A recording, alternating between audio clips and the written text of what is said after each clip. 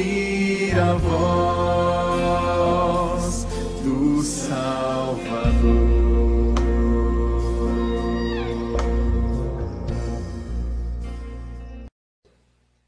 Vamos continuar a nossa reflexão, Efésios capítulo 3.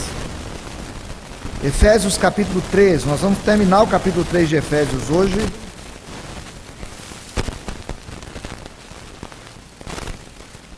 A semana passada nós meditamos do versículo 1 ao versículo 13, hoje nós vamos meditar do versículo 14 até o 21.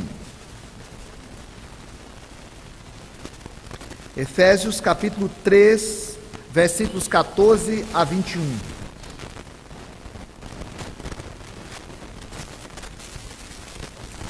Por esta causa me ponho de joelhos diante do Pai, de quem toma o nome toda a família, tanto no céu como sobre a terra, para que, segundo a riqueza da sua glória, vos conceda que sejais fortalecidos com poder, mediante o seu Espírito no homem interior, e assim habite Cristo no vosso coração pela fé, estando vós arraigados e alicerçados em amor, a fim de poderdes compreender com todos os santos qual é a largura e o comprimento e a altura e a profundidade, e conhecer o amor de Cristo que excede todo entendimento, para que sejais tomados de toda a plenitude de Deus. Ora, àquele que é poderoso para fazer infinitamente mais do que tudo quanto pedimos ou pensamos, conforme o seu poder que opera em nós, a ele seja a glória, na igreja e em Cristo Jesus, por todas as gerações, para todos sempre. Amém. É bom quando a gente lê a palavra de Deus, e a palavra vem nos... Tem dia que ela vem nos dar uma chacoalhada, né? Ela nos dá um aperto assim, a gente fica meio assustado, fica meio entristecido. Tem dia que a palavra vem e fala com o nosso coração, vem e toca na profundidade da nossa alma para poder nos trazer para mais perto do Pai, para aquela comunhão viva com o Senhor.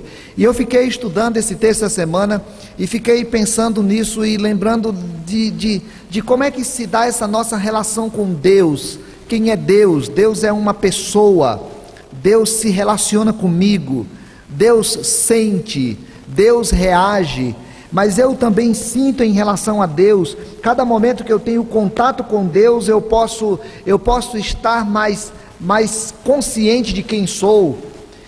Qual é o lugar que Deus ocupa na minha vida? Qual é o lugar que Deus ocupa na tua vida? A melhor maneira da gente perguntar qual é o lugar que Deus ocupa na nossa vida é só avaliar como é que é a nossa vida de segunda até sábado. De segunda até sábado a gente tem uma noção de qual é o lugar que Deus ocupa na nossa vida.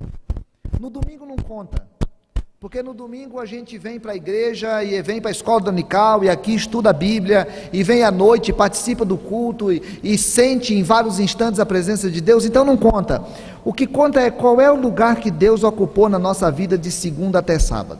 O apóstolo Paulo, ele está desde o capítulo 1 aqui de Efésios, ele está falando dessa grandeza de Deus, de quem é Deus, o que Deus fez, do milagre maravilhoso que ele fez de nos transportar das trevas para a luz, de reatar a nossa comunhão com ele. Nós estudamos esses dias no final do capítulo 2, aí no início do capítulo 3, ele falando já dessa união que Deus fez entre os gentios e os judeus. Nós estávamos separados do povo de Deus, agora fomos colocados juntos. Aí no início do capítulo 3 ele fala, por essa causa, ele estava falando dessa grandeza do que Deus fez antes, e aí ele fala, por essa causa, eu, Paulo, sou prisioneiro de Cristo. E aí ele passa a falar da alegria que ele tinha dessa grandeza de Deus, Deus o ter escolhido para ser ministro. E agora ele volta lá no versículo, do que ele ia tratar no versículo 1, e diz, por essa causa. De novo ele fala, por essa causa eu me coloco de joelhos, diante do Pai, de quem toma o nome toda a família, tanto do céu como a terra. No grego tem duas palavras muito bonitas aqui, que elas são muito parecidas, é como se Paulo estivesse fazendo uma brincadeira de palavras aqui, quando ele fala de pai e família. Não vem ao caso citar aqui, mas eu queria chamar a atenção só porque o apóstolo, ele está encantado com essa grandeza do amor de Deus pelo ser humano. Ele está impressionado com aquilo que Deus está fazendo nesse tempo da história, e ele tem uma série de coisas para tratar com a igreja de Éfeso. Mas antes de tratar diretamente dessas coisas da igreja de Éfeso, ele começa a falar sobre o que Deus faz, o que Deus é, quem Deus é, o que significa Deus na vida da igreja, quem é Jesus, o que o Espírito fez. Então, ele vai tratar a partir do versículo 4, do capítulo 4, dessas coisas práticas, mas ele gasta todo esse tempo falando isso tudo que Deus é, isso tudo que Deus fez, e agora ele fala assim: agora eu paro diante desse Pai, que une toda a família, tanto a família do céu quanto a família da terra, porque agora ele diz que essa reconciliação que houve em Cristo uniu céus e terra, e há uma família só, e há um Pai só, em Jesus Cristo, que é o Senhor. Então Paulo está encantado, Paulo está apaixonado, Paulo está com seu coração vibrando, de olhar para Deus e perceber o que Deus fez. E eu paro para pensar: meu Deus, isso me encanta? Isso te encanta?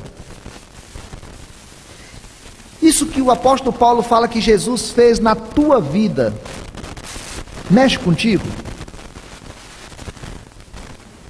Nós temos as crianças aqui, né? As crianças estão dormindo aqui, porque elas são crianças.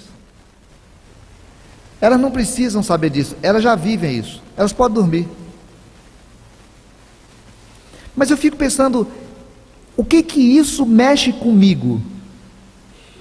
Ou isso me dá sono? Isso mexe com você? Você tem sensibilidade espiritual para parar, para meditar na grandeza, no amor de Deus e aquilo que Ele fez pela tua vida em Cristo e a situação nova que você vive?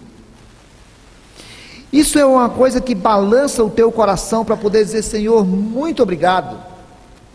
O apóstolo Paulo vai fazer uma oração, ele diz assim: eu me coloco de joelho diante do Pai para orar por vocês. Aliás, alguém já disse que aquilo que nós oramos sempre e o tanto que nós oramos por aquilo demonstra quem nós somos.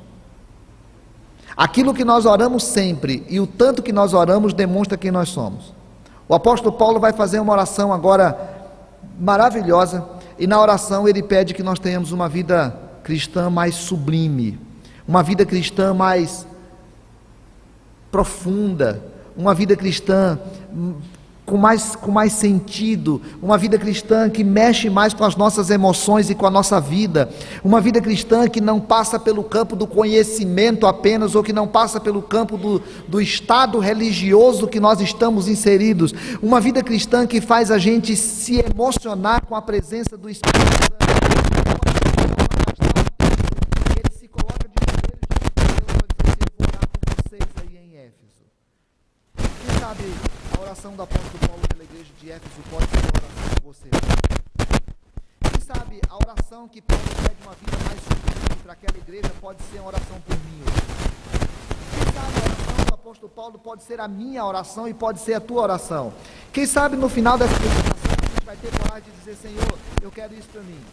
Pai, às vezes eu passo muito tempo pedindo que o Senhor me dê saúde, às vezes eu passo muito tempo pedindo que o Senhor me dê alguma coisa material, às vezes eu passo muito tempo pedindo pela vida dos meus filhos, ou pela vida do meu cônjuge, ou pela vida sei lá do que.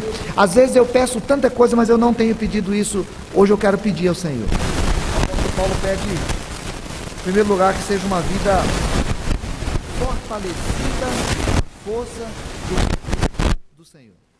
Veja o que ele diz no versículo de número 16: para que, segundo a riqueza da sua glória, vos conceda que sejais fortalecidos com poder, mediante o seu Espírito, no homem interior.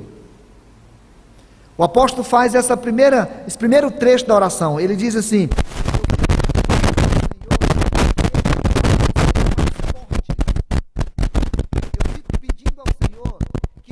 sejam fortalecidos no poder do Senhor. Eu fico pedindo que o Espírito Santo transforme o vosso homem interior, que o seu coração, não a sua beleza física, não as suas coisas materiais, mas o que você tem de mais íntimo dentro de você, que é o seu caráter, que é o seu ser interno. Eu fico pedindo que o Espírito Santo transforme vocês internamente e haja um poder dentro de vocês, que façam com que vocês se sintam cada vez mais conscientes dessa presença de Cristo no vosso coração. Está no versículo 17, e assim habite Cristo. Eu peço ao Senhor, Jesus já mora, mas Ele não está falando aqui de começo, Ele está falando de intensidade. Eu peço que vocês sejam fortalecidos na força do poder do Senhor, para que vocês experimentem a presença de Jesus nas vossas vidas, para que vocês experimentem que Jesus agora mora na vida de vocês. Quando ele usa esse verbo aqui, habite Cristo no vosso coração, lá no grego tinha duas palavras para habitar. Era mais ou menos assim como alguém que veio passar uma temporada. A sogra, não tem? A minha sogra vem passar uma temporada lá em casa. Ela passa 3, 4 meses. Se você olhar para ela e perguntar: a senhora mora onde? Ela diz assim: lá em Campo Grande, na casa da minha filha. Ela passa 2 meses na casa do outro filho lá em São Paulo. Ela passa 3, 4 meses aqui, tem 2 filhos aqui. Se você perguntar para ela onde é que você mora, ela diz: lá em Campo Grande, porque a casa dela é lá. Esse morar, esse habitar que o apóstolo Paulo está falando, não é esse habitar. Ele está falando que Jesus Cristo, Ele quer que Jesus Cristo, a partir desse fortalecimento espiritual na nossa vida, seja visto como alguém que mora no nosso coração. Jesus mudou para a sua casa. Jesus mudou para a sua vida. Jesus se estabeleceu em você. Você era separado de Deus, você era apartado de Deus, mas Jesus veio e mudou para a sua vida. Ele agora vive no teu coração. Quando alguém muda para a nossa casa, algumas coisas precisam ser adaptadas em casas para a chegada dessa pessoa. Talvez a gente teve que fazer um quartinho a mais. Talvez a gente teve que fazer uma limpeza a mais. Talvez a gente teve que adaptar alguma coisa a mais.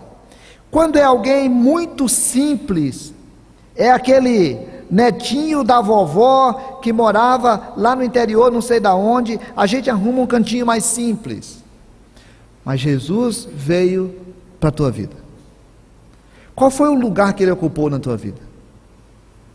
E Ele não veio passar uma temporada, Ele veio habitar, Ele veio morar. Jesus mora na tua vida. Quando a Bíblia fala que mal nenhum vem sobre nós, é porque Jesus mora na tua vida. Quando a Bíblia fala que o anjo do Senhor acampa-se ao redor, é a presença de Jesus. No Novo Testamento é a presença de Jesus na sua vida. Quando a Bíblia fala que nada te separa do amor de Deus, é porque Jesus está na tua vida.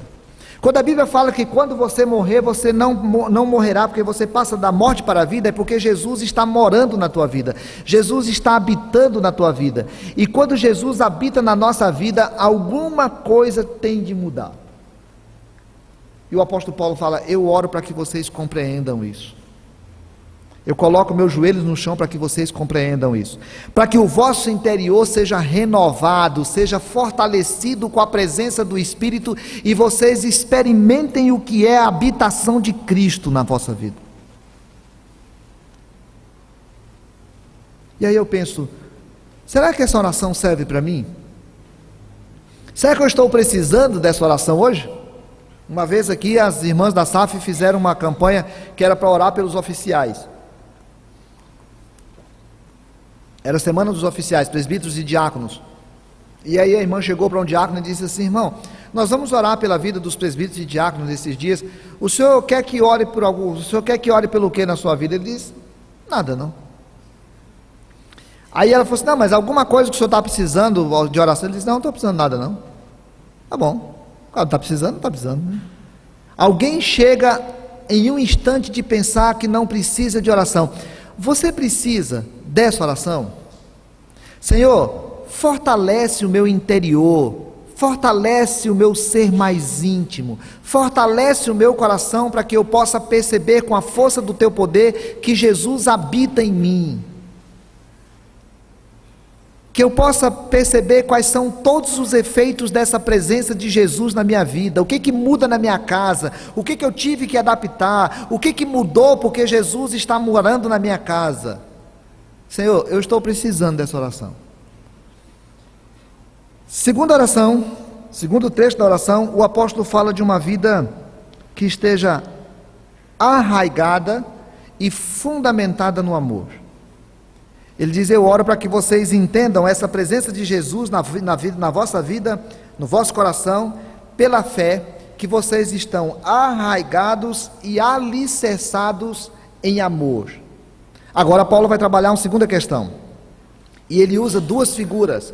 A primeira é uma figura da biologia, a segunda é uma figura da engenharia.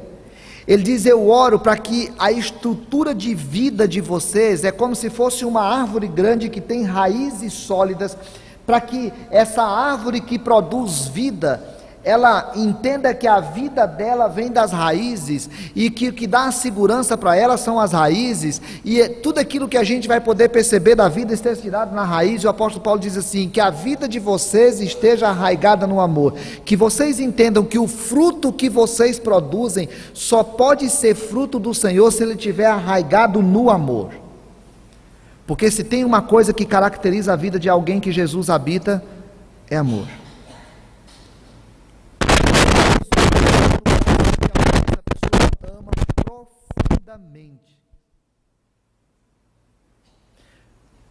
Eu entendo, irmãos, eu entendo a emoção,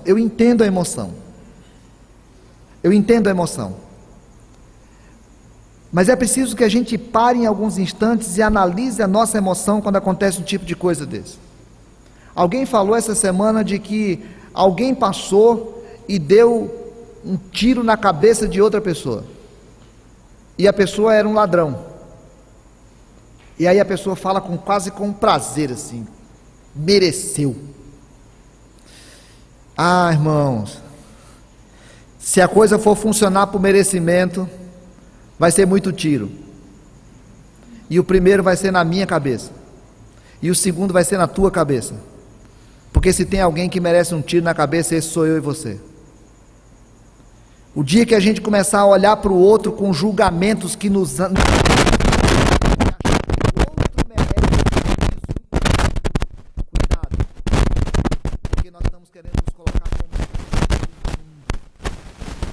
capazes de torcer pelo tiro na cabeça do ladrão, e nós somos capazes de torcer pela derrota do outro que está sentado do nosso lado, porque o outro pecou de alguma maneira.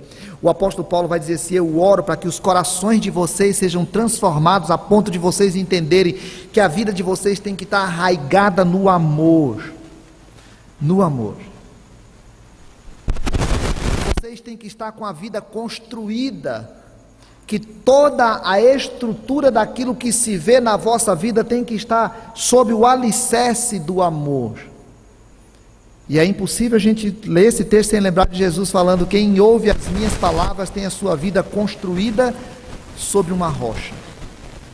O amor é a grande característica do nosso coração, porque Jesus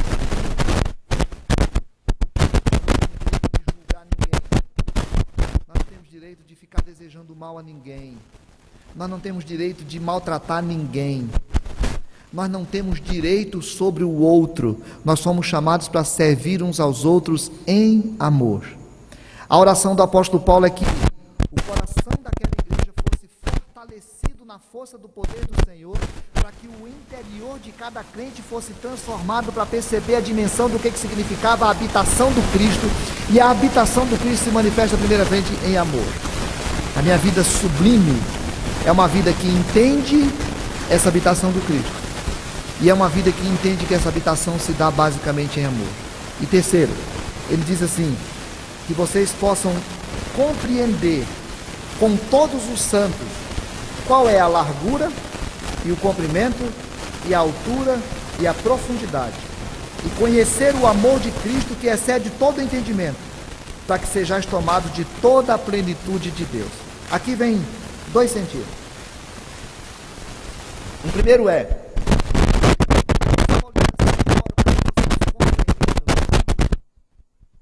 eu oro para que vocês compreendam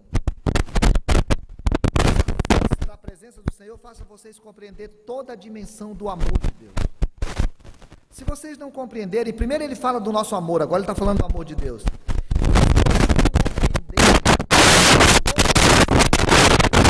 Nunca vão compreender o que é fé.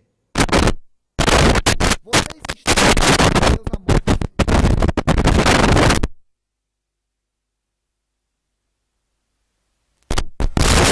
Então até agora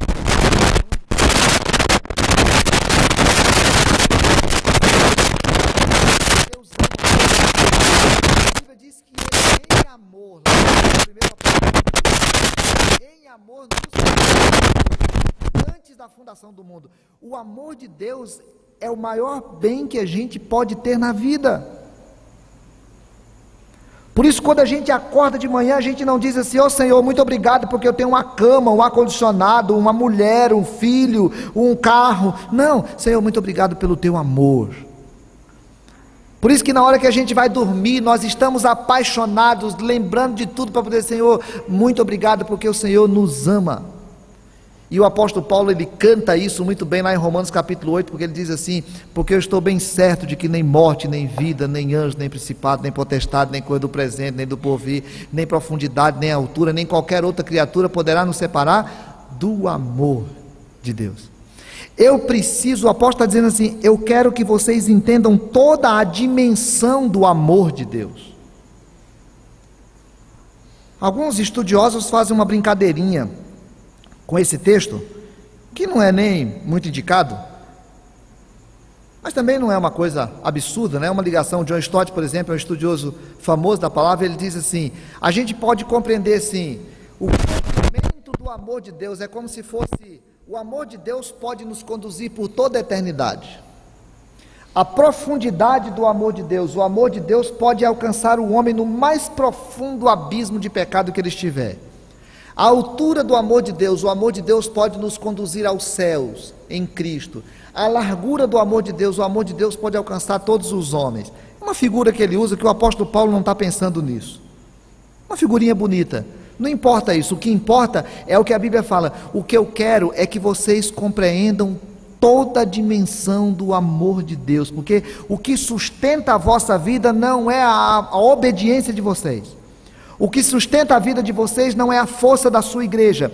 O que sustenta a vida de vocês não é a força do seu líder. O que sustenta a vida de vocês não é a sua condição social. O que sustenta a vida de vocês não é o quanto você conhece de qualquer coisa. O que sustenta a vida de vocês é o amor de Deus.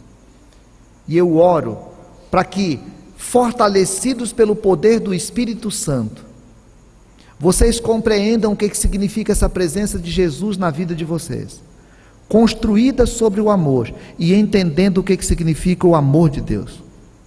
Deus me ama. Deus me ama. Tem um texto bonito de um escritor chamado William Hendrickson. Ele diz assim: o sublime ideal é alcançar o pleno conhecimento da profunda afeição de Cristo, sua ternura autossacrificial, sua compaixão ardente e suas maravilhosas manifestações. Tudo isso está incluso no amor, porém não o exaure. Paulo ora para que os seus leitores possam apropriar-se e conhecer esse amor em toda a sua largura, comprimento, altura e profundidade. E mais adiante, ainda diz que jamais devemos chegar a ponto de dizer: chegamos ao cume, agora sabemos tudo quanto é possível saber sobre o amor de Cristo. Nós nunca vamos conhecer tudo do quanto Cristo nos ama. Mas essa é a nossa vida. A nossa sobrinha, ela vive muito com a gente lá.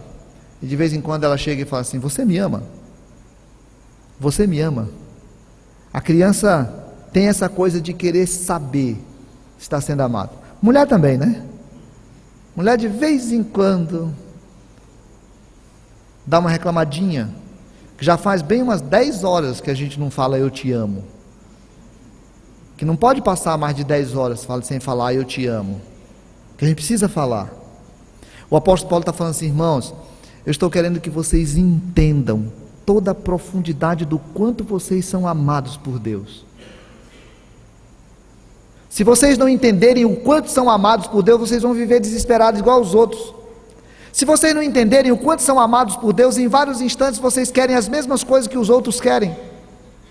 Se vocês não entenderem o quanto são amados por Deus, de vez em quando bate uma dúvida: será que eu sou salvo? Será que eu preciso fazer alguma coisa a mais para ser salvo? O que é que eu posso fazer? E aí eu gosto muito daquela frase do Philip Yancey que diz assim, que nós não somos capazes de fazer nada que faça Deus nos amar mais. E não somos capazes de fazer nada que faça Deus nos amar menos. Deus ama você porque ama.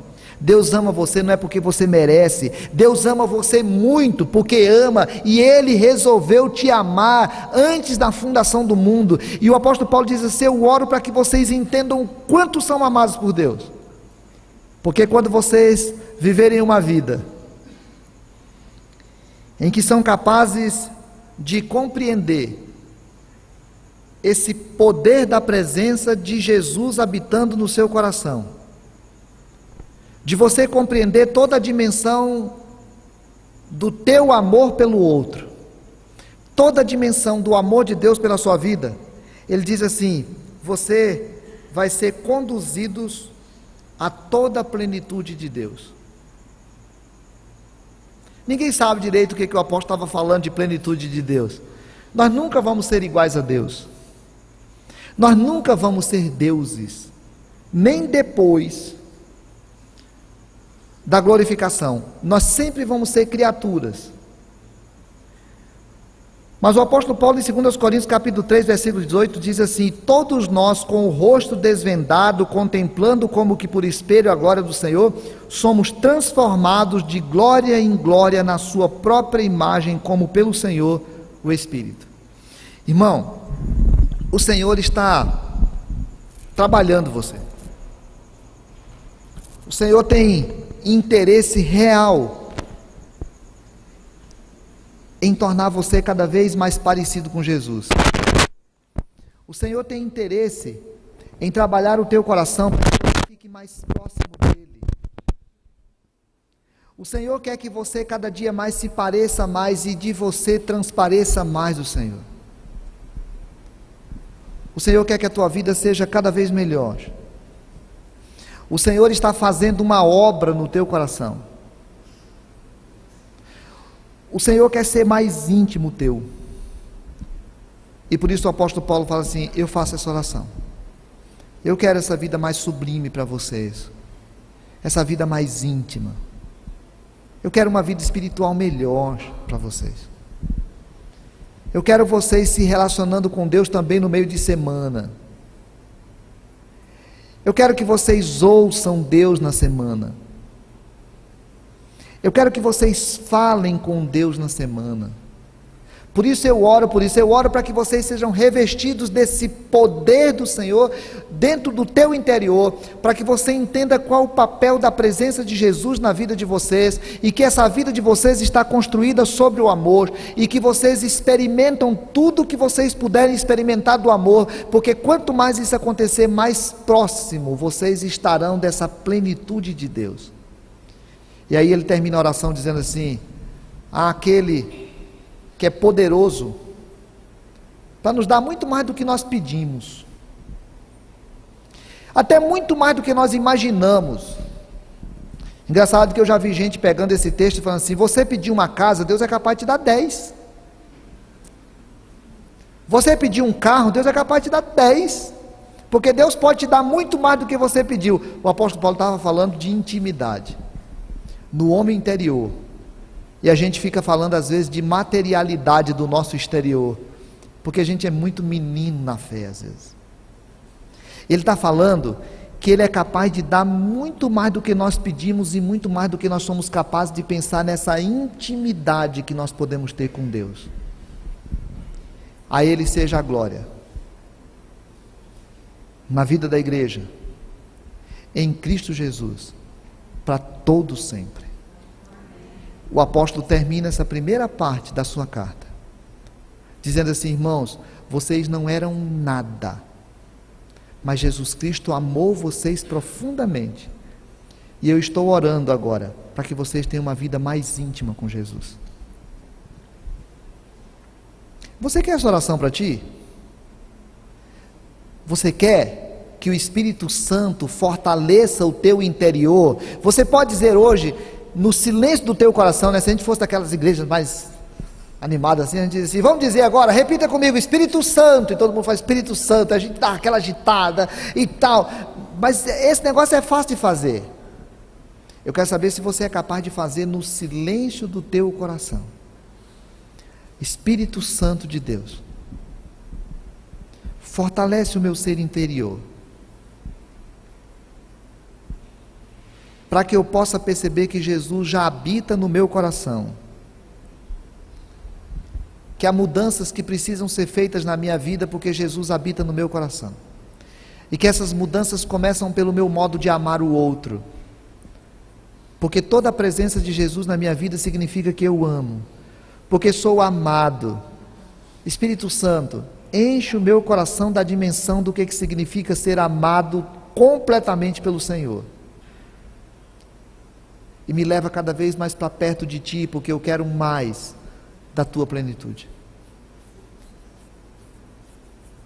Você faria essa oração hoje, querido? Você quer mais do Senhor? Você quer mais proximidade com o Senhor? Isso é sério, porque isso gera responsabilidades. Isso significa abrir mão de algumas coisas. Isso significa assumir comprometimentos com outras. Isso significa que nós queremos amar mais outros. Isso significa que nós queremos amar mais as coisas do Senhor e não apenas o Senhor. Você faria essa oração? Vamos orar?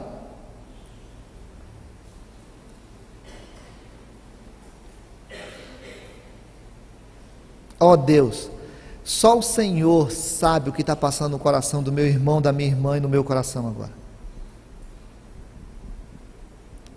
Só o Senhor sabe, às vezes, que nós ficamos presentes na igreja e ausentes na comunhão. Só o Senhor sabe, às vezes, que nós sabemos tanto de Ti, mas não convivemos contigo.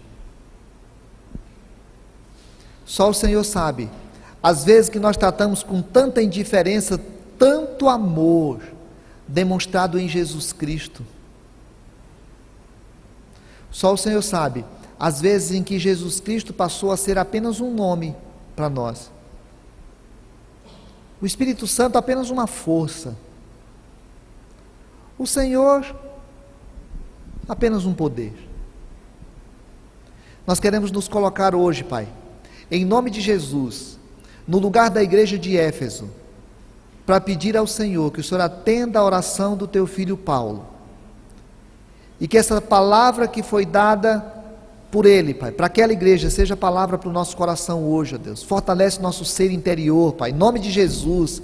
Ó Espírito Santo, em nome de Jesus, fortalece o nosso ser interior, para que nós vivamos a intimidade do que significa o habitar de Jesus na nossa vida, Pai.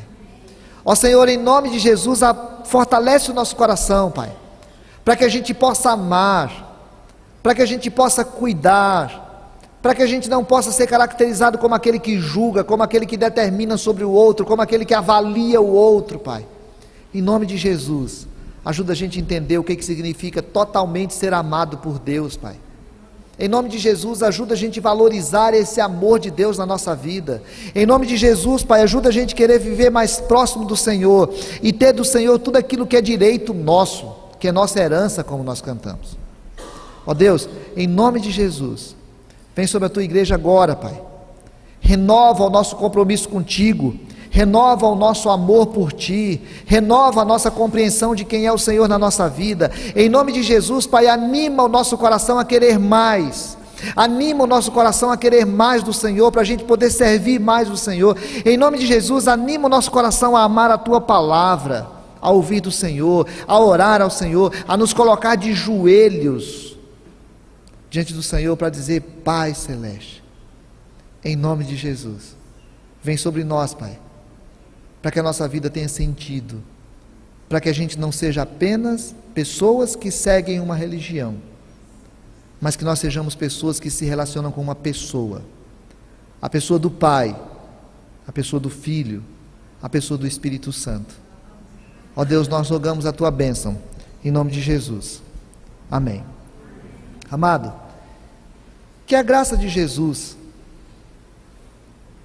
aquele que te ama tanto, a ponto de ter dado a vida por você e te representar hoje diante do Pai, que o amor do Pai, que te recebe por graça todos os dias, todos os momentos, e que a ação do Espírito que te fortalece internamente, te aproximando mais do Senhor, seja contigo, e te abençoe, e te faça sempre uma bênção ao outro, hoje e sempre. Amém? Amém. Deus te abençoe.